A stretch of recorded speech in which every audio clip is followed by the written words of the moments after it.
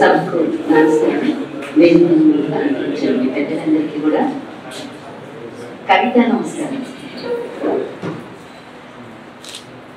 ప్రొద్దునే WhatsApp చేయంగానే నా నిత్య నవనీతం అనేటువంటి మంచి శుభాశయాలతో దినం ప్రారంభమవుతుంది. ప్రతిరోజు కూడా నవీశ్వరు గారు రోజు కూడా ఒక నవనీతాన్ని అందరికీ అందిస్తున్నారు. బహుశా మీరందరికీ కూడా వచ్చింటుంది. నాకు వచ్చిన చెప్తున్నాను అనమాట. మంచి మంచి వాక్యాలు వాటిని నేను మా గ్రూపుల్లో కూడా షేర్ చేస్తుంటాను అనమాట.